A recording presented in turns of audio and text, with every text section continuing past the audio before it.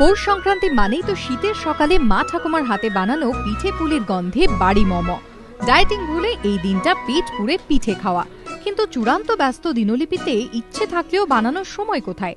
তবে তাতে স্বাদ পূরণে বাধা নেই। রকমারি পিঠের সম্ভার নিয়ে হাজির শহরে মিষ্টান্ন ব্যবসায়ীরা। হাজারো কাজের ফাঁকেও স্বাদ পূরণে সকাল থেকেই মিষ্টির দোকানে ভিড় ক্রেতাদের।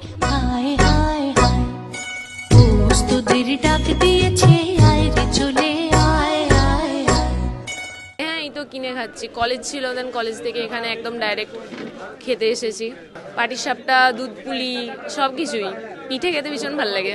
পিঠে বলতে মেনলি তো পাটিসাপটা আর দুধ পুলি বাঙালিদের যেটা মেন, তারপর নানা রকম পিঠেই আছে। এখনো মেয়েদের পড়া নিয়ে এত ব্যস্ত যে এখন পিঠের নামগুলোও আস্তে আস্তে ভুলতে বসেছি। দেখলে মনে হয় যে হ্যাঁ এই পিঠেগুলোও আছে। এই দিনটার জন্য অবশ্য পিঠে পুলি নিয়ে রীতিমতো গবেষণাও চালিয়েছেন ব্যবসায়ীরা। আর তার সঙ্গে চিরপরিচিত ক্ষীর পাটিসাপটা, নারকেল পাটিসাপটা, দুধ পুলি, ক্ষীর পুলি, রসবড়া তো রয়েছে। আর যাদের রক্তের শর্করা ইতিমধ্যেই বেড়েছে, মিষ্টি থেকে বঞ্চিত থাকলেও তাদের জন্য রয়েছে নোনতা ঝাল পিঠে। গ্রামে গঞ্জে যে সমস্ত বাড়িতে এই ধরনের অনুষ্ঠানে পিঠে পায়েসটা হতো, সেই ব্যাপারটা এখন বহু বাড়িতেই আর নেই, বন্ধ হয়ে গেছে।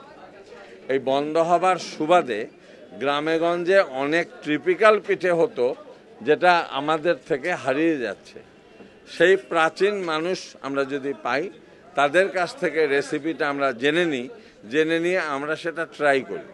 তো কাজে একটা লুপ্ত জিনিস, সেটাকে পুনরুদ্ধারের চেষ্টাও আমরা করি এই মাধ্যমে। পিঠে পুলি পায়েসের পৌষ পার্বণে অন্তত চিরপরিচিত প্রবাদ বাক্য বদলে দিতে বাঙালি প্রস্তুত। এই একটা দিন পিঠে খেলেই পেটে সয়। সঞ্জয় মিত্র রিপোর্ট, এবিপি আনন্দ, কলকাতা।